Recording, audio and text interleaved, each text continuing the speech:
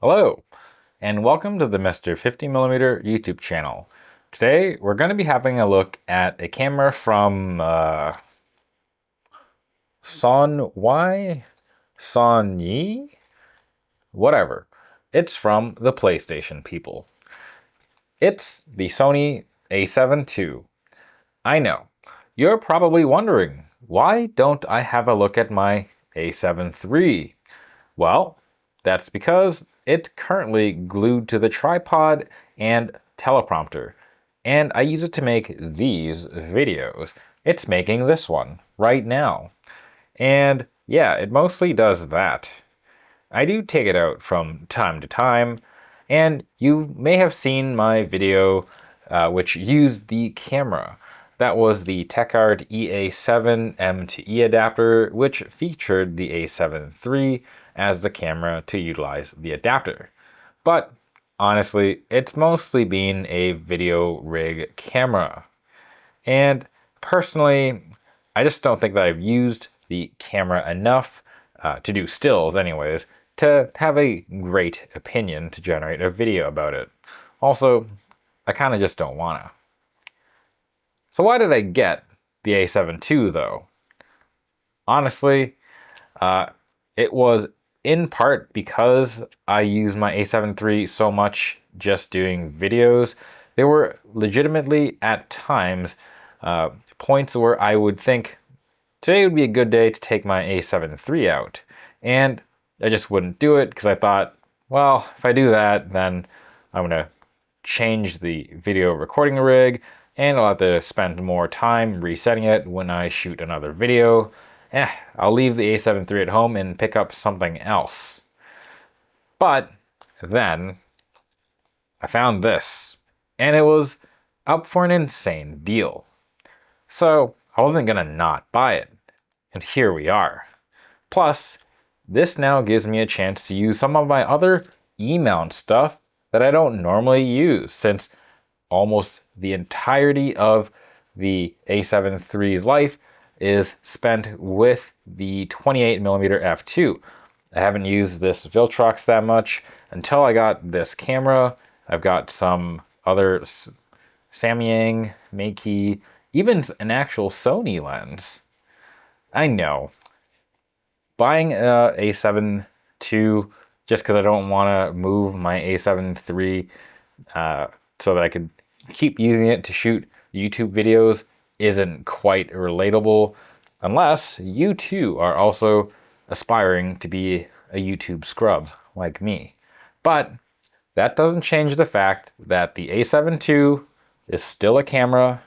I review cameras, so let's get into it.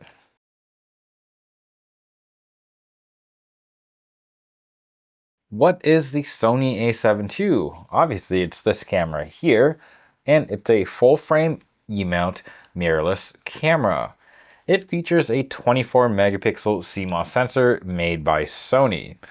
The ISO range of this camera is from 100 to 25,600, although you can enable low modes allowing you to go down to as low as 50. The a7 II features IBIS, and it's rated for 4.5 stops. Autofocus is a hybrid system, which includes a grand total of 117 on-sensor phase detect points. They are clustered in the center of the frame, by the way. The shutter is good for 30 seconds to 1/8,000th of a second, with 1/250th as the flash sync. The rear of the camera features a display, and that display features 1.23 milli dots. The EVF is 2.36 milli dots, and the camera can shoot video up to 1080 at 60 frames per second. Storage is a single card slot, and it can use SD card slots or SD cards or memory sticks. I forgot that Sony does that. The battery it uses is the NP-FW50, and it's rated for 350 CPA rated shots. With the battery in the camera weighs in at just under 600 grams, a little over a quarter of a noct. The original MSRP for this camera all the way in 2014 was $16.99 USD, or around $23.25 today, or around 32.50 red maple leaves.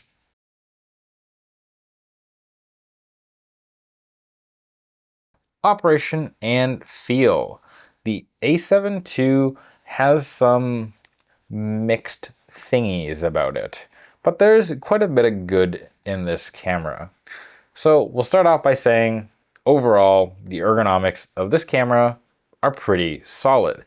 It does a lot right, and it improves on the original A7. Let's start with the feel.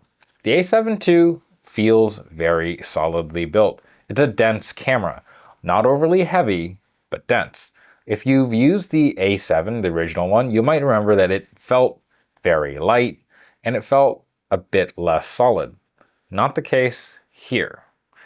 The A7 II is notably bigger, and I think, in this case, it's a good thing. Not just because it allowed them to add the IBIS unit in there, but because it improved the ergonomics. The grip is a fairly good one. It's nice, it's deep, considering that this is a mirrorless full-frame camera, and the rear of the camera also has a fairly nice thumb perch.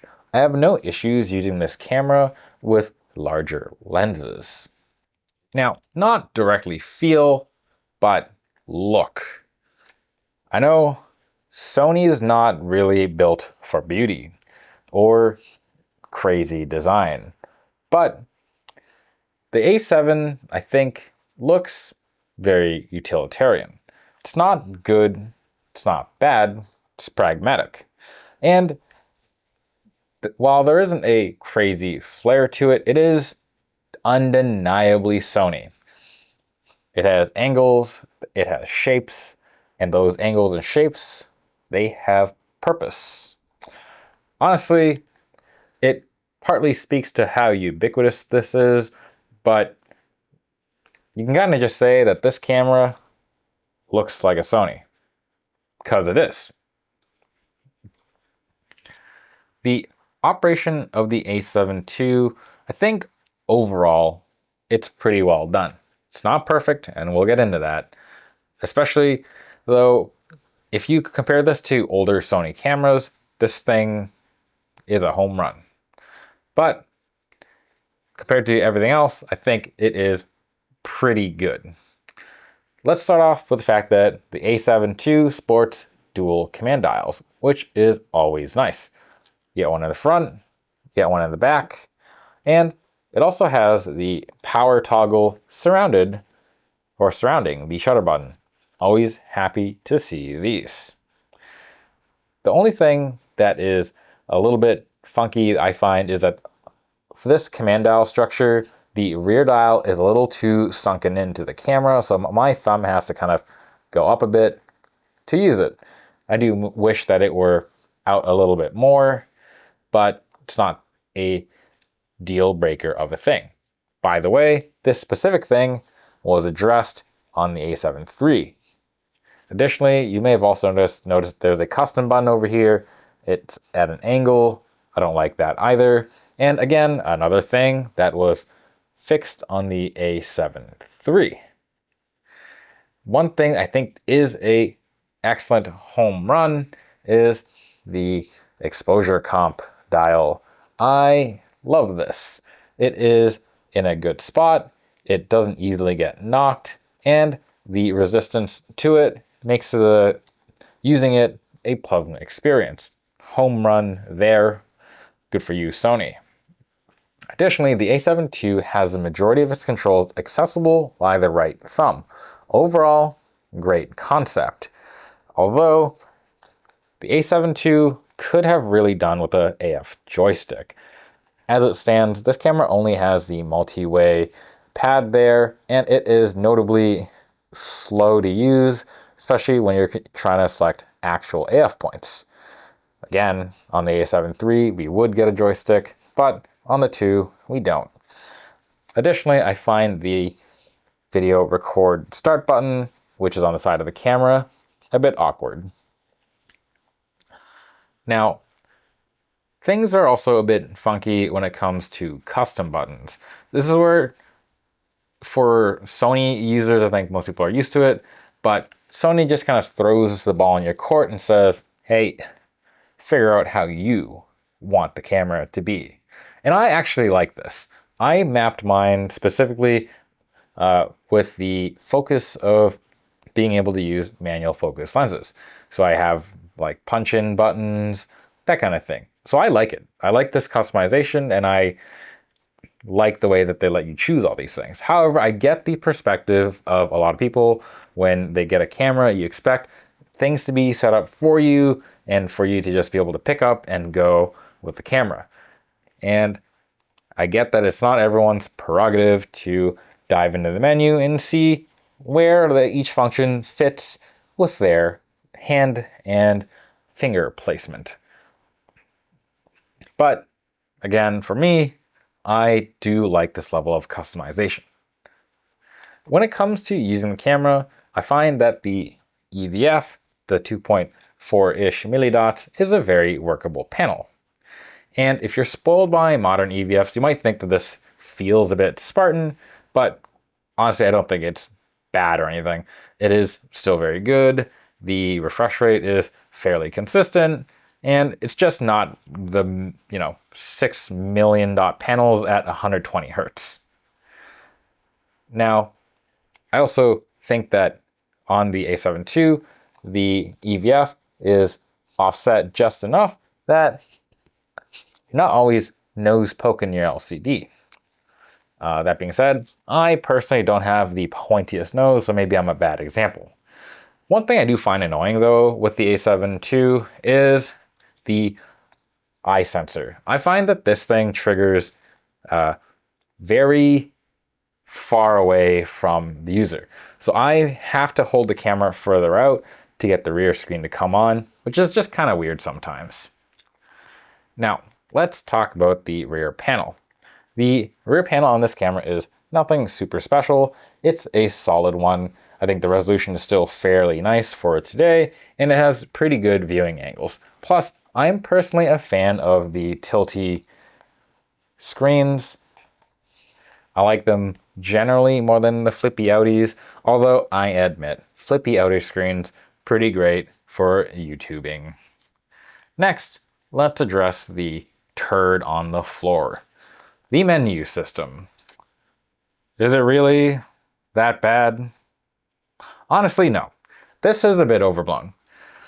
As a YouTube gear scrub, I've used a ton of cameras. I've seen all sorts of menus, from the beauty of Nikon and Canon of old, all the way to not so much that. This is definitely on the scale of the not so much. But is the Sony menu some sort of Kafka-esque hellscape? No. It does do things that are a bit weird. The layout isn't great, and the terminology is sometimes baffling. Plus, they could really use some color coding here. But overall, it's not the worst. I will say though, one side thing, terminology-wise, for some reason, the camera beeps. They call it audio signals here. I just found it odd. And for the longest time, when I had my A7 III, I wasn't sure how to turn off the beep because I was trying to look for like the word beep, and it wasn't until I actually looked into the menu, or sorry, into the manual and read a little deeper. I'm like, oh, let's call it audio signals. That I finally figured it out. So when I got this, I already knew it, and I just immediately turned off the noise. I will say though, one thing that Sony's been pretty good with is in-body charging. The A7 II features that. Now I know this isn't the oldest camera for in-body charging. Sony did use it on older camera models. I think my Nex 3N has USB-C micro charging, but I appreciate that it's there nonetheless. I know that there are a lot of people that prefer the dedicated chargers, but as a YouTube scrub with a lot of cameras, I do really like the idea of just plugging in USB and letting my camera charge. Now, this is doubly important for this camera since this uses fairly small battery packs. So having the ability to just plug in a power bank to this camera when I'm not using it, I find actually pretty useful. Now, this might not work out for people that are doing a lot of shooting where multiple batteries just happens to make more sense. But for me, I don't tend to run out of batteries and need to immediately shoot again. But I'm also not a photographer. I'm a YouTuber, well, an aspiring YouTuber who just likes to take photos. So take that with a grain of salt.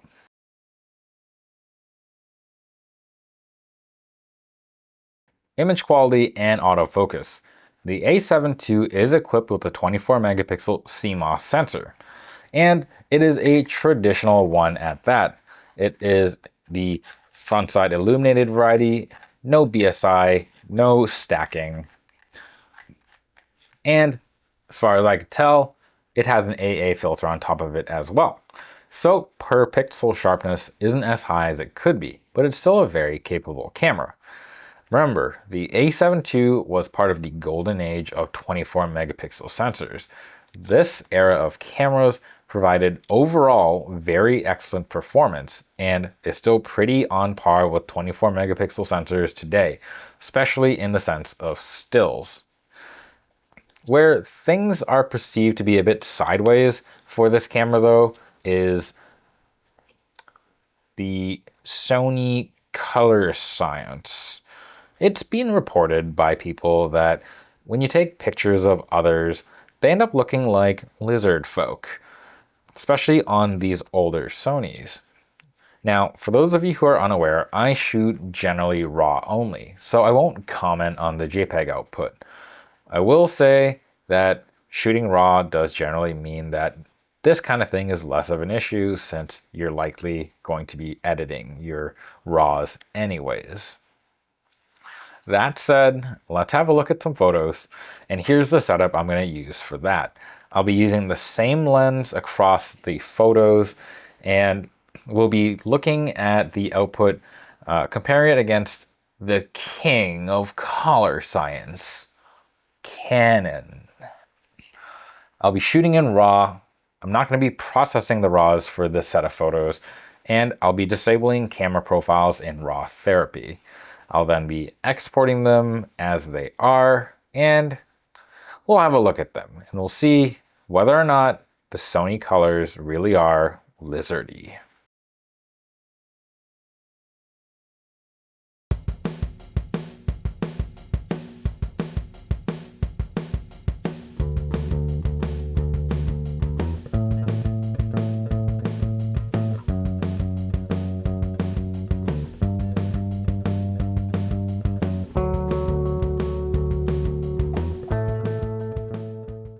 Looking at the photos out of the A7 II, I think it does render the photo of at least my face a little less flatteringly than the Canon. Without doing any of the edits, I personally like the Canon shots a little more. The A7 II colors, I do admit, look a little unnatural. Looking at the non-my face images, I find that the A7 II seems to have a little too much blue. The Canon seems to have a little more red, which I think is what kind of helped make my face look a little better. And these are, I do want to point out, quite minor differences. And since I was shooting RAW, I did end up doing edits, and once I enabled the camera profiles, I was actually able to, I think, get the A7 II to look pretty much like the Canon. And it wasn't like a lot of editing, there were just minor tweaks. Let's have a look at that.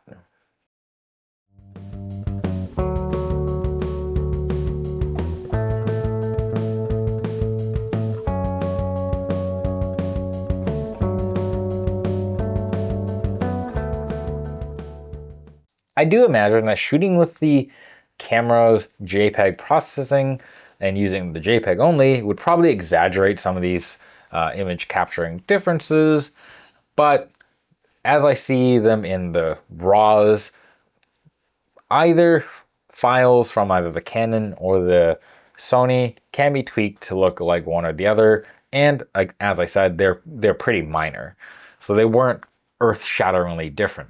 And an argument could be made that if you don't like the A7 II output, you could easily save like a preset and like thing of edits that you could apply across all your Sony files when you import them, and then this would never be a problem. But I personally don't find that to be the case. So with that said, if old lizardy Sony color science was something dissuading you from looking at old Sony cameras, don't let that be. Especially if you're someone who's shooting RAWs and edits RAWs.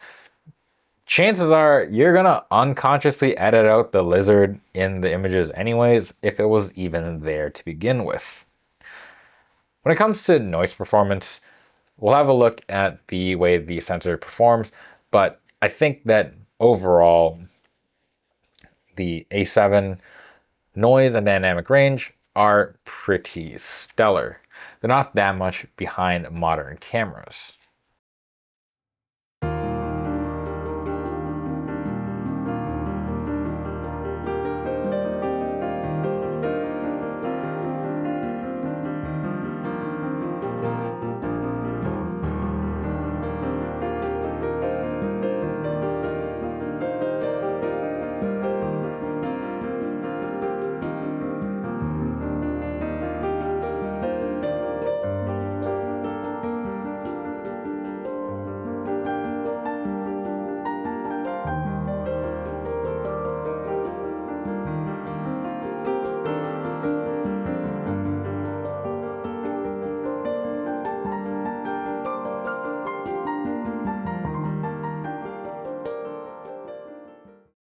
Looking at these images, I'd be perfectly comfortable shooting at ISO 6400 or 12800 with some aggressive noise reduction added in.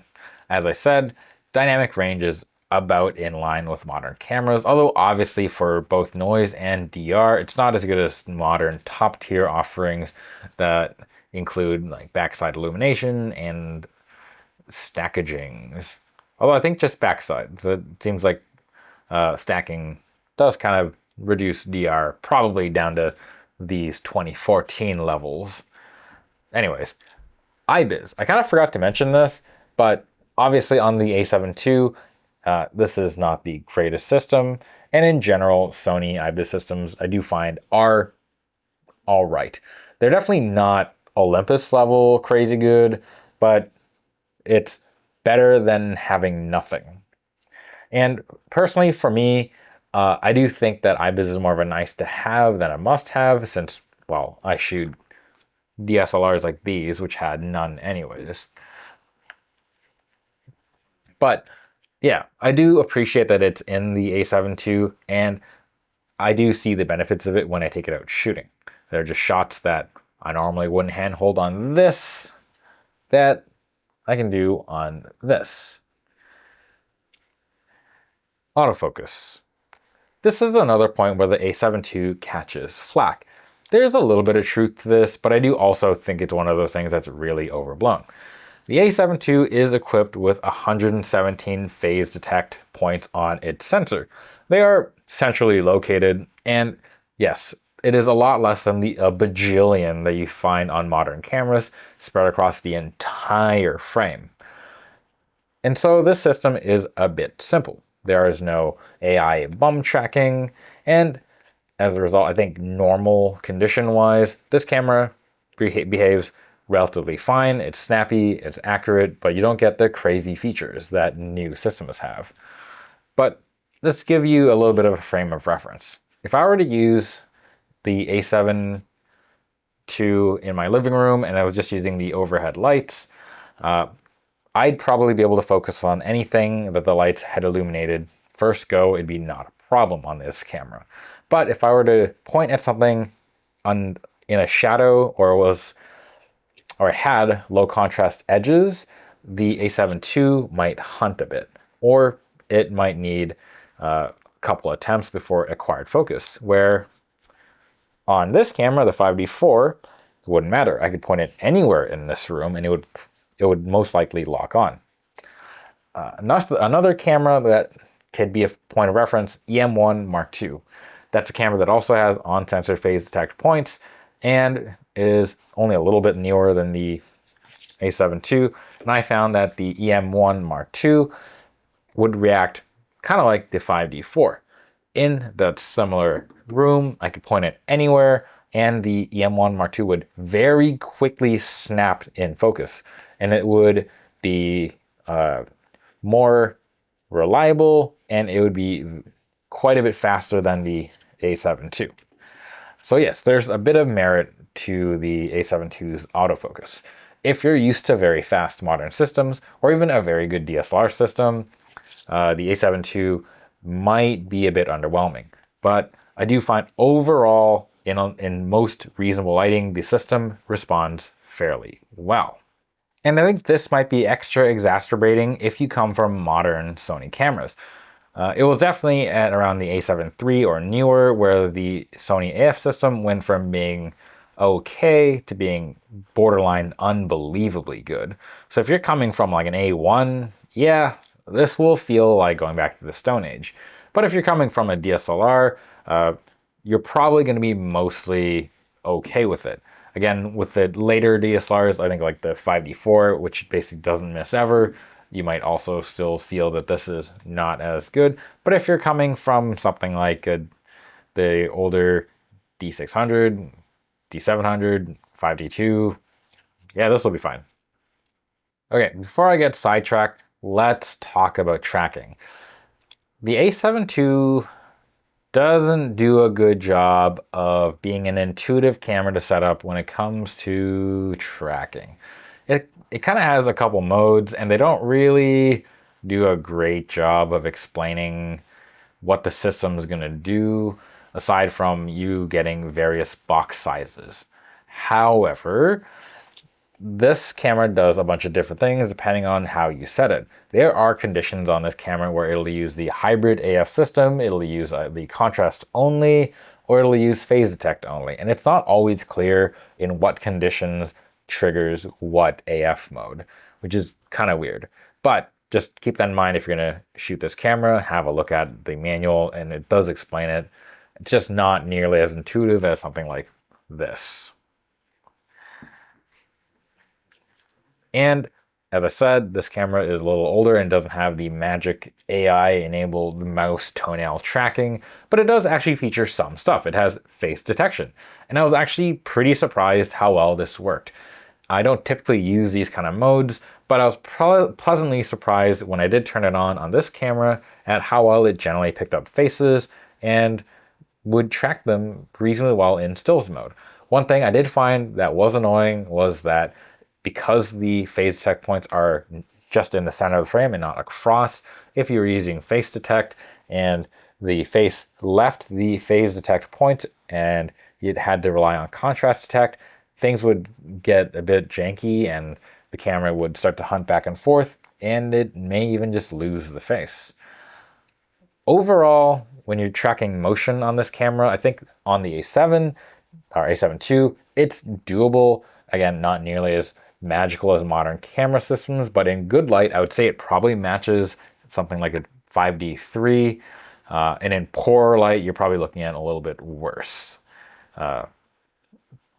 Although, I would personally be more comfortable shooting action on one of these with the DSLR AF system. I think personally just being something a little more predictable and a little more comfortable, at least for me, to use than the A7 II systems.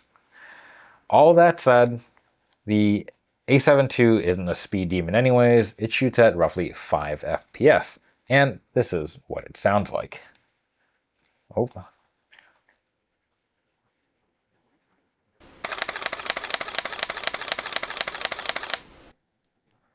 It's kind of middling. It's not very clacky, and it wouldn't be. It's a mirrorless camera. It's not super loud, which is kind of good. But I would imagine that if someone were to ask me, what does a mirrorless camera sound like? I'd probably imagine the shutter sound.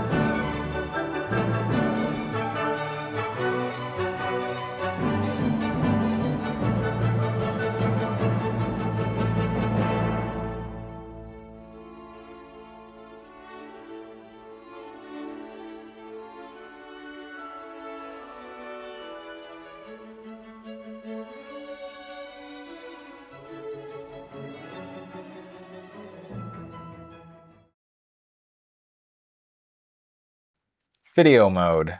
This ain't no A7S III, so don't expect the video to be mind-blowing.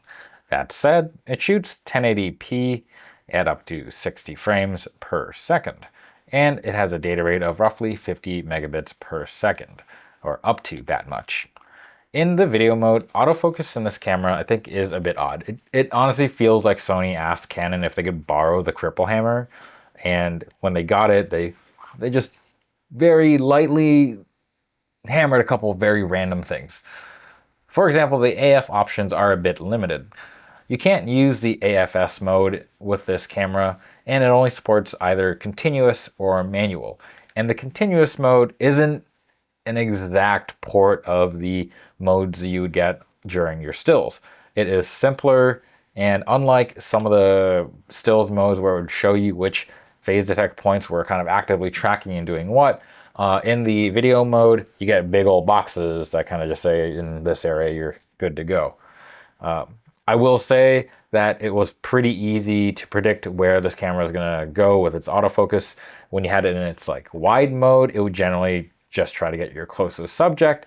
And if you had the camera in the center mode, it would just lock on to whatever's in the center. And I found that when it was doing focus pulls, they were actually pretty smooth, if not a bit too slow. And I couldn't find the way to adjust the speed, so I found it just always to be a little slow. For talking head stuff, I actually found that the A7 II is perfectly fine, although for tracking movement during video, I think that would be a challenge for sure. As a result of the way that the camera kind of slowly does focus pulls, I found that face tracking in the A7 II in video mode was kind of slow. Again, for talking head stuff, it's probably perfectly fine, but in the sample that you're about to see, you can see that the A7 II does track my face, but the pulls go kind of slow, and I really probably should have moved a bit slower and stayed still a bit longer, but the camera never really caught me for that long in the clip. You'll see it in a second. When it comes to actual video quality, looking at the 1080p output, I personally find that the output looks a bit soft and things kind of look a bit muted. I probably could have changed the video profile a bit. I just left it on all the default stuff, but as it was, I am not particularly partial to it. But let's have a look at the samples and you can judge for yourself.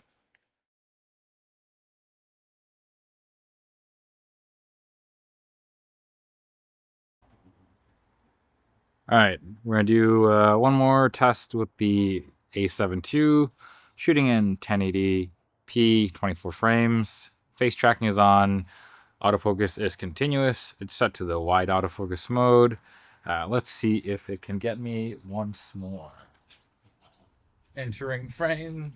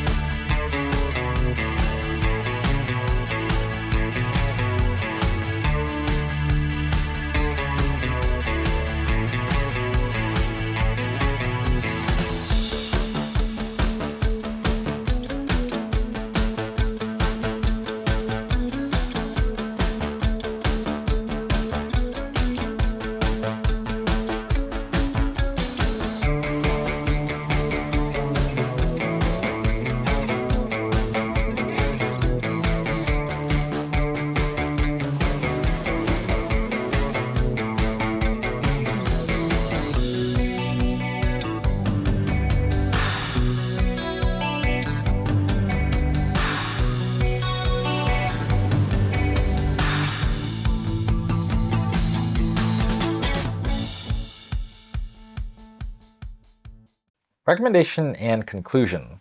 Let's start this off with price. Looks like these things routinely go for around 480 to 600 USD on your big online auction sites, as well as some big used camera retailers. Occasionally you see them go for as low as around $380-ish when they're a little bit rough, and this makes this camera a little bit more expensive on the price scale for the cameras I normally review. But keep these numbers in mind. The camera itself, I find to still be a very viable stills camera. And if you can find one at the low end of this price spectrum, I think that it's pretty easy to recommend it. Especially again for someone who's looking to just get into mirrorless cameras, or who are looking to get into adapting vintage lenses to mirrorless cameras. And even if you look at the camera's price from the high end, it's actually kind of hard to find other full frame mirrorless options at around 600 USD. If you look at the other cameras that you have available to you for around $100 less, you can probably get an original A7, and for a little bit more, you could potentially get a Nikon Z or Z6 or 5, but you got to be patient for those. They don't come out nearly as often at those low price points. You could maybe get a Canon EOS RP if you're really about that Canon color science, but I'm not gonna lie. If it were up to me and I had to choose between RP and A7 II, I would take the A7 II and any of its pretty small foibles any day over the RP and its, to me, larger foibles. The A7 II, I think, overall makes for a very good starting off point for someone who's not very concerned with getting the most gadgets or getting the most cutting edge features, especially if you don't mind the absence of like 4K or super high quality video recording. Another thing to consider when you're talking about the Sony ecosystem in general is that just the E-mount glass options are just kind of crazy. You got lenses at so many price points, and like it's just crazy. If you were to do the Canon, you basically got expensive stuff. Nikon, I do admit they're getting better. There are a lot of pretty good value options for there, but Sony, I think, is still the king of options when it comes to lens availability. And for example, what I got here is the A7 II with the Viltrox chip, which enables me to have a quite frankly very tiny full frame setup with a 28mm f4.5 lens, weighing in at I think a little less than 720 grams or so.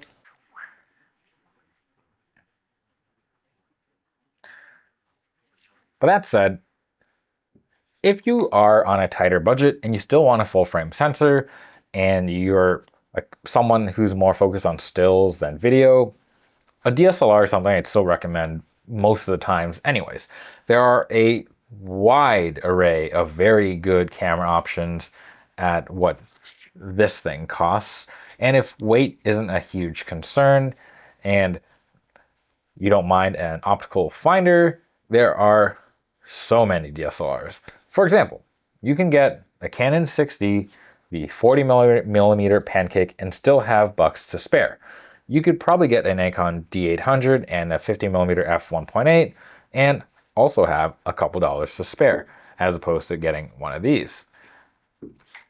That being said, I do expect that now that I have the A7 II, you're probably going to be noticing that I'm going to be using this thing a little more, especially when it comes to me reviewing vintage lenses or other E-mount lenses. I generally like E-mount. I think that overall the system is just very well rounded, and when it comes to adapting things, there's just so many options. I know I right now sound like a pretty big Sony fanboy, and I guess I am. So yeah, I don't know, there's that. But yeah, I do find that the E-mount system provides a ridiculous amount of flexibility when it comes to adapting things. Just the fact that there is autofocus adapters for EF glass, there's autofocus adapters for Leica glass. Yeah, it's kind of neat. I do think that at this point, there are kind of more adapters coming online for Nikon's mirrorless mount, but I don't have one of those yet. But if someone wants to give me one, I wouldn't say no, and I will give some of those adapters a try. That's all I got for this video. And I know, that was probably a little bit long. The script looked pretty big. But let me know what you think of the A7 II, or generally Sony gear in general. Do you think that the colors are a little too lizardy? At any rate, let me know in the comments below, and as always, don't forget to like, comment, subscribe, maybe a super thanks if you're into that. Till next time, bye.